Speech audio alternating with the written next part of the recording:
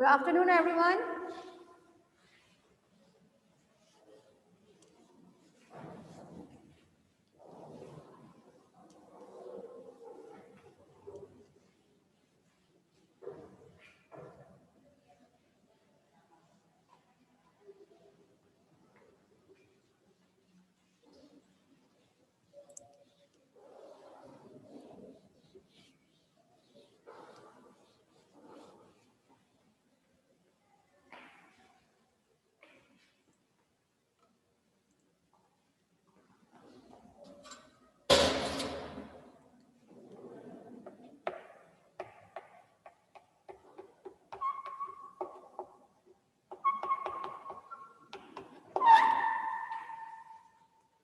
हाँ भाई, final year.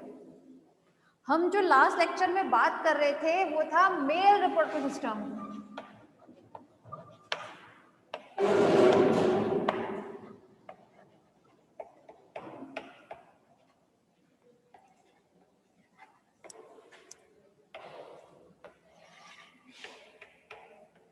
तो जब हम लोग बात करते हैं आपके मेल रिप्रोडक्टिव सिस्टम के बारे में, तो आप लोगों के पास डायग्राम होगा जो लास्ट उसमें बनवाया था। डायग्राम है ना? डायग्राम है, गुड। तो देखिए, जब हम लोग बात करते हैं तो लास्ट लेक्चर में हम लोगों ने बात की थी एक तो testis and structure of testis, right? इसी के बारे में बात की थी। एंड सेकंड हम लोगों ने बात की थी एपिडिडाइमिस के बारे में, ठीक है? एपिडिडाइमिस के बारे में क्या बताया था कि एपिडिडाइमिस को हम 3 पार्ट्स में डिवाइड करते हैं, anterior portion, mid portion and posterior portion. इसके एंटीरियर पोर्शन को हम बोलते हैं कैपोट एपिडिडाइमिस, मिड पोर्शन को कुछ नहीं बताया था, जबकि पोस्टीरियर रीजन को हम बोलते हैं कॉडा एपिडिडाइमिस। यहाँ पर जब हम बात करते हैं तो आपका ये बताया गया था कि इसका जो पोस्टीरियर रीजन होता है एपिडिडाइमिस का, ठीक है, मतलब कौन सा? कॉडा एपिडिडाइमिस, और साथ में आपके जो सैक है, ठीक है ना, स्क्रोटम जो है, ये दोनों मिलाकर किसका क्या चीज फॉर्म करते थे? गुबरनैकुलम, ठीक है ना, गुबरनैकुलम बनाते थे। जबकि इसका जो एपिडिडाइमिस का एंटीरियर पोर्शन होता है, मतलब कैपोट एपिडिडाइमिस, और आपके जो एब्डोमिनल कैविटी में जो स्पेशल टाइप की डक्ट प्रेजेंट होती है, इन्वेंडो डक्ट जिन्हें हम बोलते हैं, तो ये दोनों मिलकर क्या चीज फॉर्म करते थे? आपके स्पर्मेटेड कॉर्ड का फॉर्मेशन होता था, ठीक है। यहाँ पर एपिडिडाइमिस का anterior portion and posterior portion ये तो थोड़े से कैसे होते थे? थोड़े ब्रॉड होते थे, जबकि जो इसका मिड पोर्शन होता था वो थोड़ा सा नैरो लाइक होता था, राइट? यहाँ तक हम लोगों ने लास्ट टाइम पे बात की थी। अब हम लोग बात करेंगे उसके आगे से, तो चलिए अपना डायग्राम निकाल लीजिएगा क्लास। यहाँ अब हम लोग बात करें अगर, तो देखिए आपके डायग्राम में एक जगह वासा डिफरेंसेस दिख रहा होगा, दिख रहा है वास्ट डिफरेंस। तो यहाँ पर जब हम बात करें वास्ट डिफरेंसेस के बारे में, तो वास्ट डिफरेंसेस बनता है हमेशा ये जो कॉडा एपिडिडाइमिस है, ठीक है ना, मतलब एपिडिडाइमिस का पोस्टीरियर रीजन, ठीक, वहां से निकलता है आपका वासा डिफरेंस, ठीक है। और ये वासा डिफरेंस एक डक्ट लाइक स्ट्रक्चर होता है जो आगे की तरफ चलकर किसमें खुलेगा? यूरिनरी ब्लैडर में खुलता है, ठीक है। यूरिनरी ब्लैडर में से होता हुआ सेमिनल वेसिकल में जाता है। सेमिनल वेसिकल को हम एक टर्म और देते हैं, दैट इज अ यूट्रस मस्कुलिनस। दिया है ना, लिखवाया भी था मैंने। तो आप चाहे तो इसको सेमिनल वेसिकल कहें, चाहे आप इसको क्या कह सकते हैं? यूट्रस मस्कुलिनस। यूट्रस है जी ना, ये हम इसी में बोलते हैं, ओपनिंग है ये, ठीक है ना। आप चाहे तो इसको सेमिनल वेसिकल बोलिए, चाहे आप इसको यूट्रस मस्कुलिनस बोल सकते हैं, ठीक है। मस्कुलिनस मीन हो जाता है जो मेल में प्रेजेंट हो, ठीक है ना। तो ये उसका एक पोर्शन होता है, ओपनिंग दिखाई गई है आपके उसमें, ठीक है। तो उसमें क्या क्या बात करते हैं? वास्ट डिफरेंस के बारे में, ठीक है।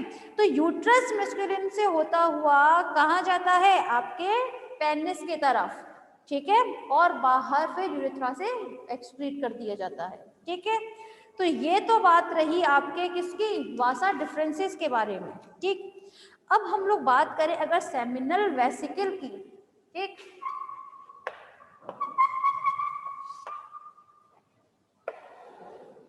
Seminal vesicle. अब क्वेश्चन आता है सेमिनल वेसिकल क्या होता है। तो देखिए, अगर मैं इसको हिंदी में बताऊं तो इसे हम बोलते हैं शुक्राशय, ठीक है। नाम से ऐसा लगता है सेमिनल वेसिकल एक ऐसा जगह है जहां पर स्पर्म्स जो हैं वो स्टोर्ड रहते हैं, है ना। लेकिन ऐसा नहीं होता, ये एक मिथ है कि यहाँ पर आपके क्या कहते हैं स्पर्म्स जो है वो यहाँ स्टोर्ड रहते हैं। क्यों, ऐसा क्यों भाई, इसको मिथ क्यों टर्म दिया गया? जस्ट बिकॉज ये सेमिनल वेसिकल, देखिए स्टार्टिंग में बताया था स्पर्म्स का फॉर्मेशन कहाँ पर होगा, टेस्टीज में होगा, ठीक है। टेस्टीज कहाँ पे प्रेजेंट थे, स्क्रोटल सैक में प्रेजेंट थे। लेकिन टेस्टीज में जो आपके स्पर्म्स बनते हैं वो हमेशा इमेच्योर फॉर्म में होते हैं, ठीक है। वो हमेशा मैच्योर के लिए कहा जाते हैं, उनका मैच्योरेशन कहाँ होता है, एपिडिडाइमिस में होता है, ठीक है।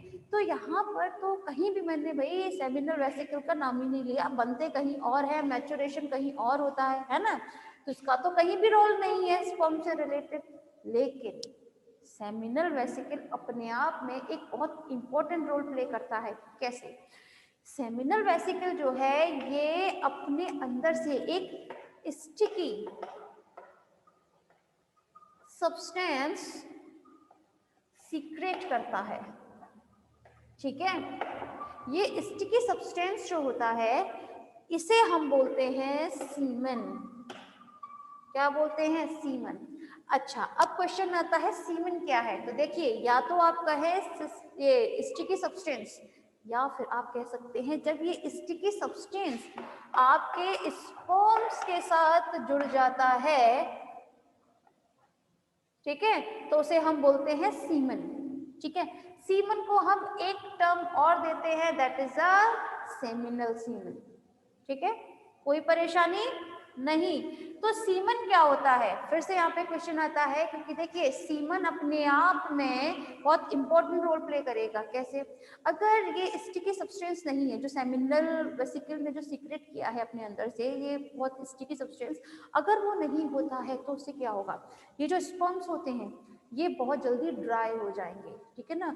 उन्हें कभी भी मोटेलिटी मिलेगी ही नहीं। मोटेलिटी समझते हैं ना, मतलब वो जो लोकोमोट कर पाते हैं अपने टेल के थ्रू, ठीक है, वो होगा ही नहीं। तो उसको मोटेलिटी के लिए जरूरत है कि उसको एक मीडियम मिले, और मीडियम हमेशा यहाँ पर कैसा है, इस टाइप से थोड़ा सा वैसा रहता है, एल्कलाइन फेज में रहेगा ये, और थोड़ा सा स्टिकी टाइप का रहता है, ठीक है। तो सेमिनल वेसिकल अपने आप में बहुत ही इंपॉर्टेंट रोल प्ले करता है।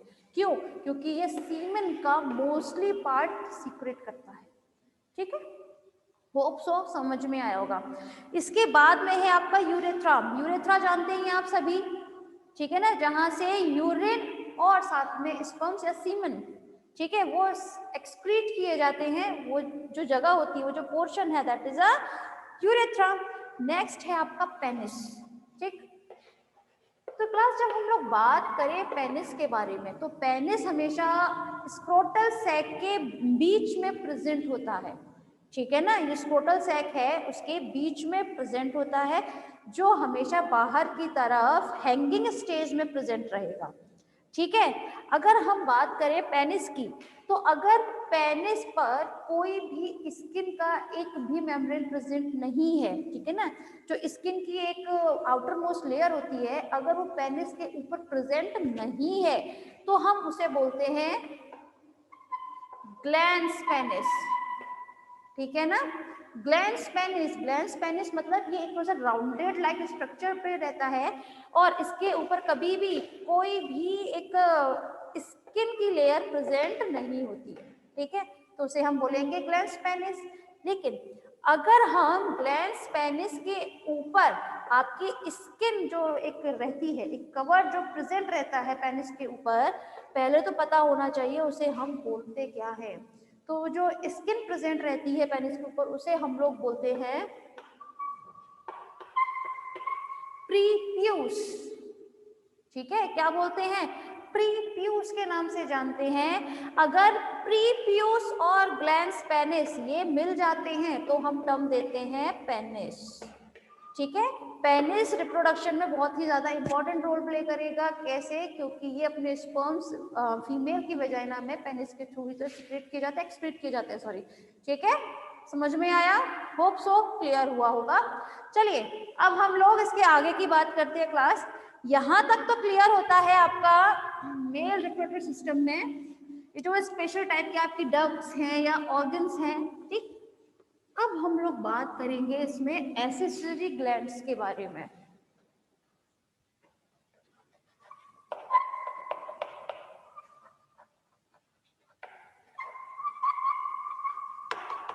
एक्सेसरी ग्लैंड्स की बात की जाए क्लास, तो इसमें first is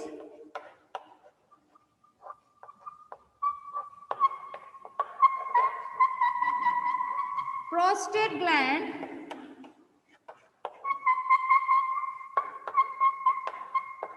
Cowper's gland,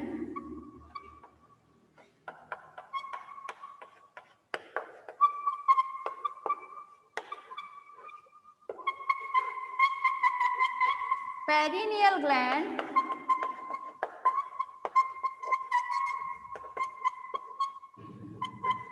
and rectal gland. ठीक है, लेकिन आप लोगों के डायग्राम में रेक्टल ग्लैंड शो नहीं किया गया था, है ना।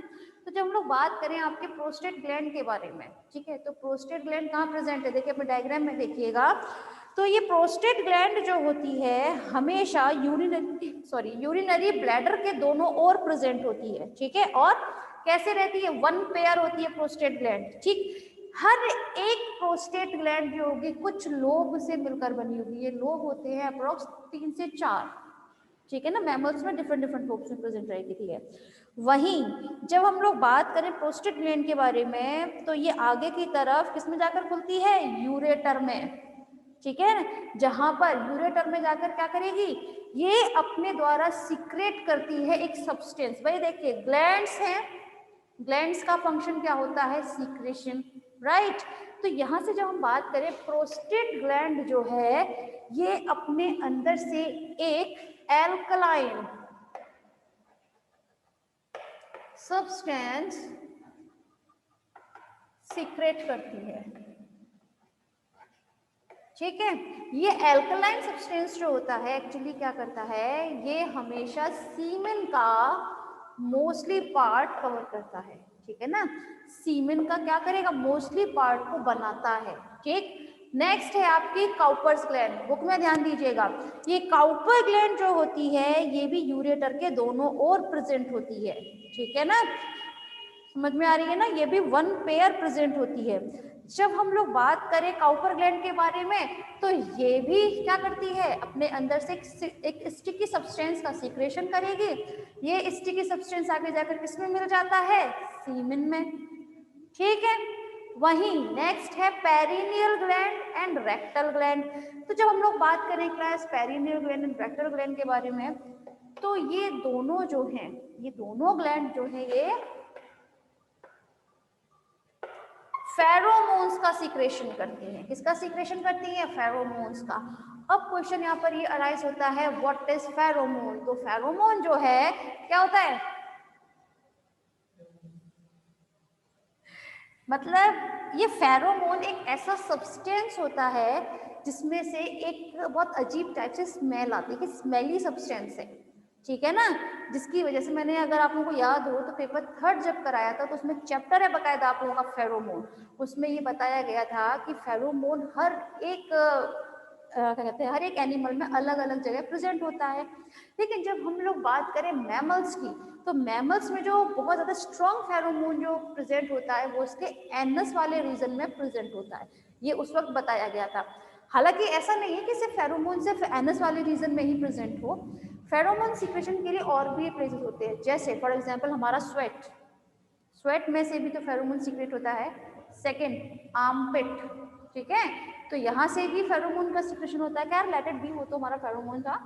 तो फेरोमोन क्या होता है? ये एक ऐसा सब्सटेंस है जो अपने अंदर से एक अजीब सा एक स्मेली सब्सटेंस होता है, जो क्या करता है अपने पार्टनर को, चाहे मेल अगर सीक्रेट करता है तो अपनी फीमेल को अपनी तरफ अट्रैक्ट करने के लिए, और अगर फीमेल के द्वारा सीक्रेट किया जा रहा है फेरोमोन ठीक है, तो वो क्या करेगा, अपने मेल को, अपने पार्टनर को अपनी तरफ अट्रैक्ट करने के लिए एक ऐसे सब्सटेंस का सीक्रेशन जो होता है उसे हम टर्म क्या देते हैं, फेरोमोन। समझ में आया?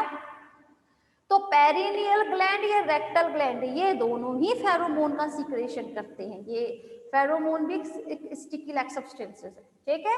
होप सो समझ में आया होगा। नेक्स्ट है आप लोगों का सीमेन। यार हालांकि सीमेन के बारे में तो आप लोग जानते ही है, सीमेन क्या होता है, स्पर्म्स प्लस आपका sticky substance is known as semen. Semen बनता किससे, स्टिकी सब्सटेंस बना किससे, prostate gland, Cowper's gland and seminal vesicle के द्वारा सीक्रेट होने वाले सब्सटेंस से आपका सीमेन का मोस्टली पार्ट कवर होता है। Got it? कोई परेशानी? होप सो समझ में आया होगा, ठीक है। तो क्लास चलिए अब हम बात करेंगे अपने नेक्स्ट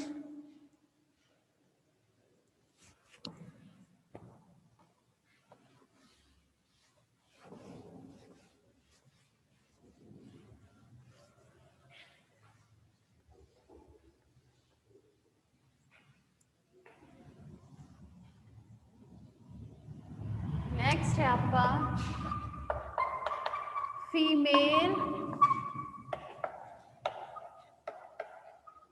रिप्रोडक्टिव सिस्टम, ठीक है। तो क्लास जब हम लोग बात करें फीमेल रिप्रोडक्टिव सिस्टम के बारे में, तो ये रिप्रोडक्टिव सिस्टम जो है कुछ पार्ट से मिलकर बना होता है, ठीक है। ये पार्ट्स कौन कौन से होंगे? First is ovary, then fallopian tube,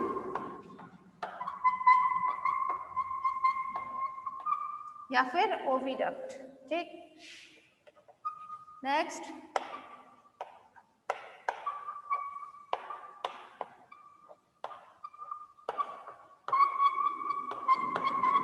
फिम्ब्रिकेटेड funnel, next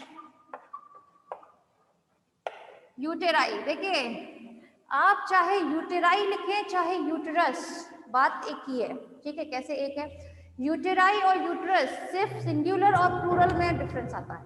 यूटेराई जो है प्लूरल टर्म है, यूटरस जो होता है वो सिंगुलर टर्म है। आप लोग जानते हैं यूटरस कितने प्रेजेंट होते हैं आपके, 1 पेयर, राइट। तो इसीलिए यहाँ पर डायरेक्ट लिख दिया गया दैट इज अ यूटेराई, ठीक है। कंफ्यूज होने की जरूरत नहीं है यहाँ पर। नेक्स्ट वेजाइना, चलो वेजाइना फिनिश करते हैं। तो यहाँ पर इन सभी पार्ट से मिलकर बना होता है फीमेल रिप्रोडक्टिव सिस्टम, ठीक है। तो चलिए लिख लिया ना आप लोगों ने? Good.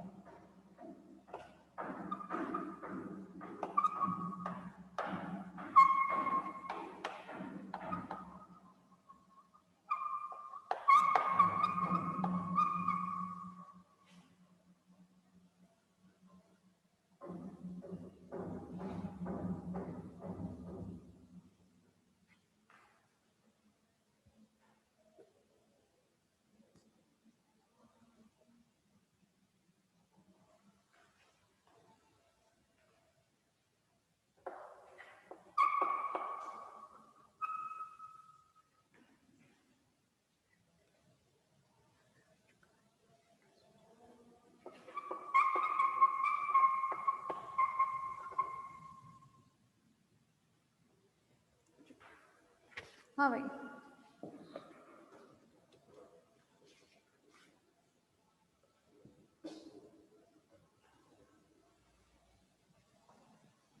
देखिए क्लास, जब हम लोग बात करते हैं फीमेल रिप्रोडक्टिव सिस्टम के बारे में, ठीक है, तो देखिए स्टार्टिंग का जो डायग्राम बनाया गया है, kidney, ureter and urinary bladder, ठीक, साथ में वल्वा भी आप चाहे तो ऐड कर सकते हैं, ठीक है। ये सभी पार्ट्स किसके होते हैं? फीमेल एक्सक्रीटरी सिस्टम के, ठीक है।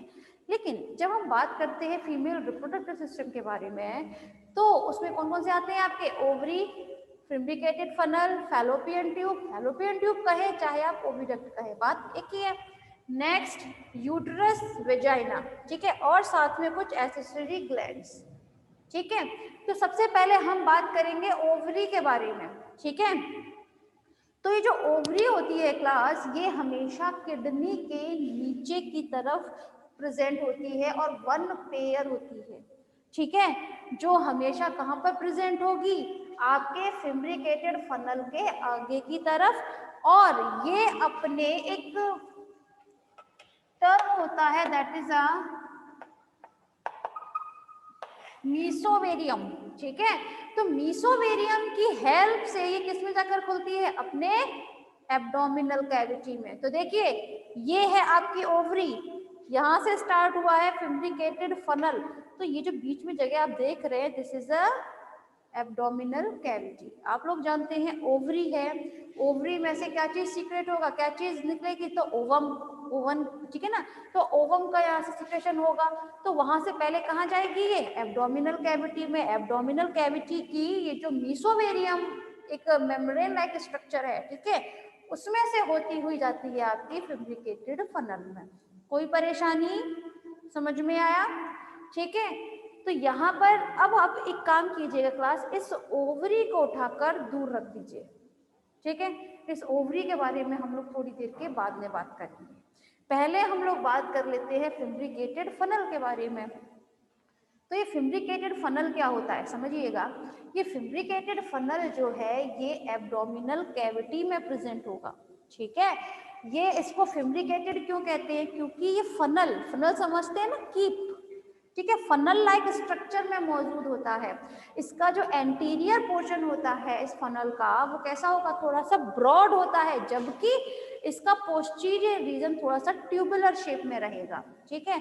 तो यहाँ पर ये जो इसका कैसा है? फनल लाइक स्ट्रक्चर में है। पहली बात तो ये कैसी होती है? फिम्ब्रिकेटेड। फिम्ब्रिकेटेड समझते हैं आप लोग? झालरदार, झालर होती है ना वेव लाइक स्ट्रक्चर में, उस स्ट्रक्चर में मौजूद होता है। एंड सीलिएटेड होती है ये, ठीक है। फिम्ब्रिकेटेड फनल कैसी होती है? सीलिएटेड होती है, ठीक है। जब हम बात करें इस फनल के बारे में, तो इसका जो एंटीरियर पोर्शन है जो थोड़ा फिम्ब्रिकेटेड है, ठीक है, ये आगे की तरफ थोड़ा सा ब्रॉड होने की वजह से एक स्ट्रक्चर फॉर्म करता है जिसे हम बोलेंगे ऑस्टियम, ठीक है। किसका फॉर्मेशन करते हैं? ये ऑस्टियम का फॉर्मेशन करेगा। अब क्वेश्चन आता है ऑस्टियम क्या होता है, तो समझिएगा। ऑस्टियम नाम से ही पता चल रहा है, एक ऐसी जगह है जहां पर थोड़ा सा अपर्चर लाइक प्लेस होगा, है ना। ऑस्टियम एक जिसम छिद्र बोलते हैं हिंदी में। तो यहाँ से ओवम आएगा एब्डोमिनल कैविटी में, एब्डोमिनल कैविटी से जब आपके फिम्ब्रिकेटेड फनल में जाएगा, ठीक है, तो ऑस्टियम से होता हुआ ही अंदर की तरफ जाएगा, ठीक है। तो इसीलिए इसका जो आगे का एंटीरियर पोर्शन जो होता है वो क्या चीज फॉर्म करता है? ऑस्टियम का फॉर्मेशन करेगा। लेकिन मैंने अभी बात बताई कि फिब्रिकेटेड फनल जो होता है, ठीक है, इसके दो पार्ट में डिवाइड किया था, anterior portion and posterior portion. तो इसका जो एंटीरियर पोर्शन होता है क्लास, ठीक है, उसके बारे में तो बात कर दी, इसने क्या किया हुआ है? ऑस्टियम का फॉर्मेशन किया है। लेकिन इसका जो पोस्टीरियर पोर्शन होता है वो आगे की तरफ जाकर किससे जुड़ेगा? आपका फैलोपियन ट्यूब से, ठीक है। समझ में आया? अब हम लोग क्लास बात करें अगर फैलोपियन ट्यूब के बारे में, तो फैलोपियन ट्यूब मतलब इसको हम ओविडक्ट के नाम से भी जानते हैं। ओविडक्ट, देखिए ओविडक्ट का मतलब समझिएगा। ओविडक्ट को दो पार्ट्स में डिवाइड किया है, ओवी एंड डक्ट, ठीक है। तो ये एक ऐसी डक्ट लाइक स्ट्रक्चर है जो कहाँ से, ओवी, ओवी मतलब यहाँ पे ओवरी से है, ठीक है, जो किससे जुड़ी हुई होगी, आपकी ओवरी से, लेकिन ये जुड़ी हुई नहीं होती है, ठीक है ना। तो ये क्या काम करती है, ये आपके ओवम को आगे की तरफ लेके जाएगी, इसीलिए हम इसको क्या बोलते हैं, ओविडक्ट बोलते हैं। ओविडक्ट को हमने एक टर्म और दिया है, that is the fallopian tube. आप लोग जानते हैं फर्टिलाइजेशन जो होता है वो कहाँ होता है, आपके फेब्रिकेटेड फनल में नहीं होगा, फर्टिलाइजेशन हमेशा से होता है फैलोपियन ट्यूब में, ठीक है। तो अब एक खास बात और समझिए क्लास, आप लोग जानते हैं कि ऐसे कपल्स आज के टाइम में बहुत ज्यादा हैं जिनके पास बेबी नहीं होता है, ठीक है। तो जब वो लोग डॉक्टर के पास जाते हैं कंसल्ट करने, तो डॉक्टर उनको एक बात बताता है, अगर कभी कोई प्रॉब्लम होती है फीमेल्स में कि इनकी ट्यूब्स बंद हैं, ठीक है, ये एक जनरल प्रॉब्लम रहती है फीमेल्स के साथ कि ट्यूब बंद होता है, तो वहां पर जो ट्यूब की बात कर रहा होता है that is the fallopian tube, ठीक है। अगर यहाँ पर ये क्लोज हो जाए किसी भी वजह से, या तो इनकी थिकनेस की वजह से क्लोज हो जाए, या फिर कभी भी मतलब अगर आप कभी ऐसे टाइम पर बहुत ज्यादा हैवी, कहते हैं लड़कियों को ज्यादा काम नहीं करना चाहिए, हैवी वाले लड़के लोग ज्यादा करते हैं, रीजन ही ये है कि अगर लड़कियां बहुत ज्यादा हैवी काम करती हैं अचानक, अचानक से मतलब या तो उनको बचपन से ऐसी हैबिट डाली जाए, ठीक है, लेकिन कभी कभी क्या होता है, कभी लड़कियां बहुत ज्यादा हैवी सामान उठा लेती है अपनी बहुत बहुत क्रूशियस स्टेज में, तो उस वक्त उनकी फैलोपियन ट्यूब में सूजन आ जाती है, स्वेलिंग आ जाती है, और स्वेलिंग धीरे धीरे करके इतनी बढ़ जाती है कि ये ट्यूब बंद हो जाएगी, ठीक है। एक रीजन तो ट्यूब बंद होने का ये बहुत बड़ा रीजन है। दूसरा होता है कि जब वो अपने बहुत क्रूशियस टाइम में कुछ ऐसा कहते हैं ना, बहुत सबकी मदर्स बोलती है कि नहीं बहुत ज्यादा तीखा नहीं खाना चाहिए, इमली खाओ पर एक लिमिट से खाओ, बहुत ज्यादा वैसा नहीं खाना चाहिए, खट्टा नुकसान करेगा, एक अति सब चीज की बुरी होती है, तो अति में जो बात बताई जाती है वो होती है खट्टे को लेकर, लड़कियों को खट्टा नहीं खाना चाहिए उन्हें क्रूशियस टाइम में, ठीक है। तो रीजन जो होता है ना खाने का वो होता है फैलोपियन ट्यूब बंद ना हो जाए, क्योंकि क्लास अगर वो किसी भी रीजन से यहाँ पे बंद हो जाएंगी तो फर्टिलाइजेशन होगा ही नहीं, फर्टिलाइजेशन नहीं होगा इट मीन्स वो क्या नहीं हो पाएगा, एम्ब्रियो का डेवलपमेंट ही नहीं होगा, एम्ब्रियो बनेगा ही नहीं, है ना, तो डेवलपमेंट तो बहुत दूर की बात है, तो फर्टिलाइजेशन ही नहीं होगा। तो यहाँ पर फैलोपियन ट्यूब का अपने आप में बहुत इंपॉर्टेंट रोल रहता है, ठीक है। तो पहले तो फाइनल ईयर आप लोग जरा रिविजन कीजिए प्लीज।